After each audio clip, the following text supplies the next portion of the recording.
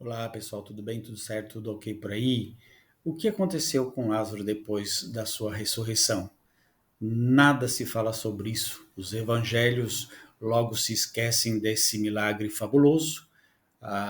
Vamos entender um pouquinho dos detalhes da história deste conto que só está no livro de João.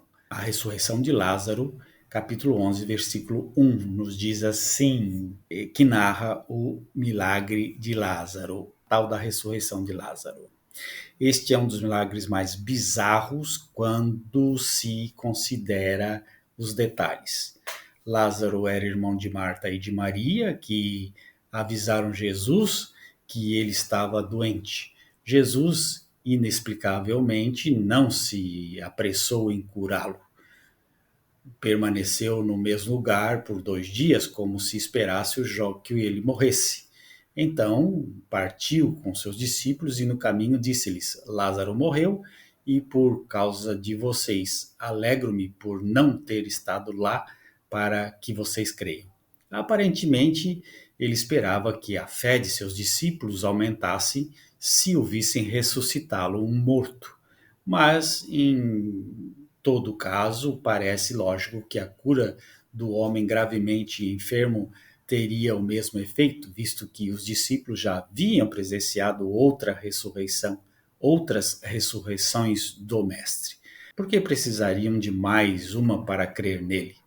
Ou talvez João desconhecesse as outras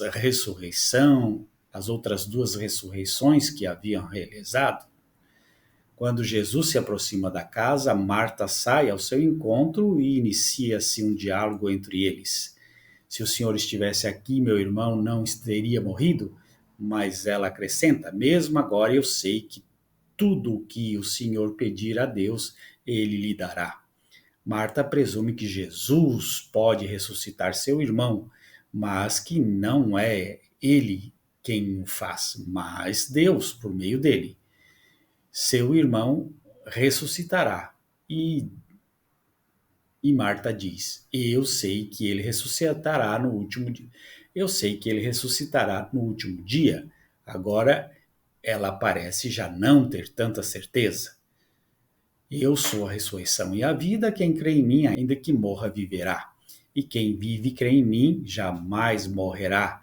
Você crê nisso? Uma das muitas declarações misteriosas, ambíguas de Jesus no Evangelho de João. Sim, Senhor, eu creio que tu és o Cristo, o Filho de Deus, aquele que havia de vir ao mundo.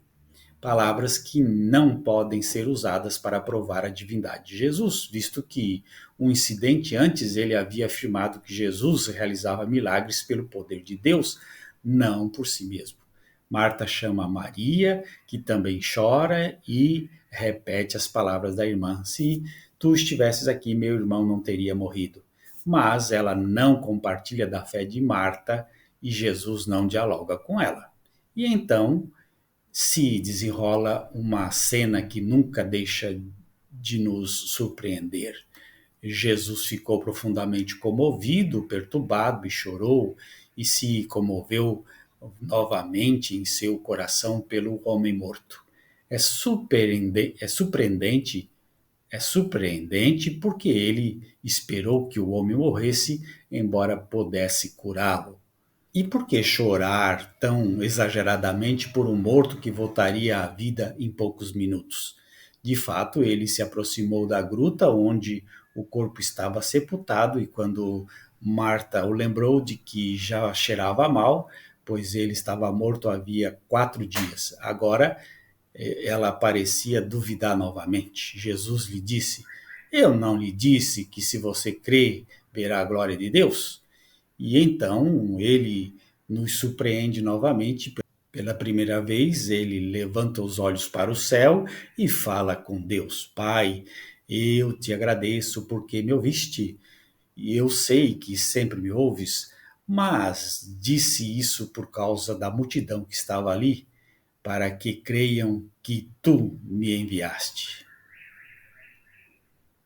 Parece que o evangelista quer envolver o milagre na maior expectativa possível. Jesus espera que Lázaro morra antes de partir. diz aos seus discípulos que adormeceu e vai acordá-lo. Depois esclarece que ele morreu, conversa com Marta, ouve os gemidos de Maria e dos outros, comove-se e chora, conforta Marta, ora ao Pai e finalmente, com um forte grito, exclama: Lázaro, vem para fora. Poder-se-ia supor que o milagre teria ocorrido mesmo que Jesus tivesse dado a ordem em voz baixa.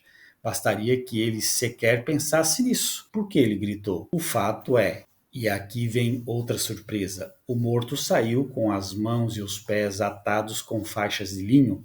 Como ele poderia sair se seus pés estavam atados? Um teólogo católico explica desta maneira. O tipo de túmulo não era daqueles escavados na rocha horizontal, mas sim como outros tipos de túmulos judaicos escavados no chão, com acesso ao fundo e por uma pequena escada a partir de uma abertura na superfície do solo, selada com uma grande pedra.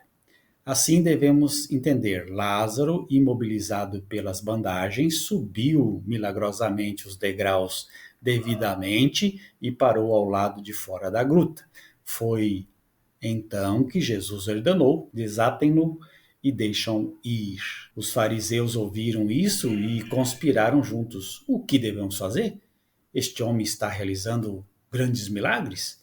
E se o deixarmos continuar assim, todos crerão nele e os romanos virão e destruirão o nosso santuário e a nossa nação. Isso pinta um relato dos fariseus que não poderia ser mais mesquinho, até mesmo impossível. Eles sabiam que Jesus realizava sinais e ainda assim, apesar do último demonstrar um poder extraordinário, não acreditaram nele. Isso é mais surpreendente do que o próprio milagre. Como explicar que nada menos do que um milagre de tamanha magnitude sequer tenha perturbado a mente dos fariseus? O restante, todos crerão nele e os romanos virão e destruirão nosso templo, é um exagero incisivo do autor que só poderia ser compreendido se Jesus pregasse uma mensagem claramente política, o que os quatro evangelistas negam categoricamente. Então, essa figura de Lázaro é uma das mais misteriosas do cristianismo, narra aí esse Jesus que ressuscita esse morto depois de 4 dias, lá perto de Jerusalém. Mas depois que ele morreu, a Bíblia fala muito pouco sobre o que aconteceu. Logo, um fato tão extraordinário não teve lá grandes importâncias no texto bíblico, nem convenceu o fariseu. Ora, se Jesus voltasse hoje e ressuscitasse qualquer um lá do cemitério, qualquer parente seu do cemitério, lógico que você cairia de joelhos e diria: Tu és o Senhor, tu és Deus. Como que os fariseus ainda duvidaram de Jesus, mesmo diante de um milagre desse tamanho? É porque este é mais um conto teológico, mais um mito dos textos da Bíblia. Não aconteceu. Um grande abraço. Tchau, tchau. Ah, não, filha da puta.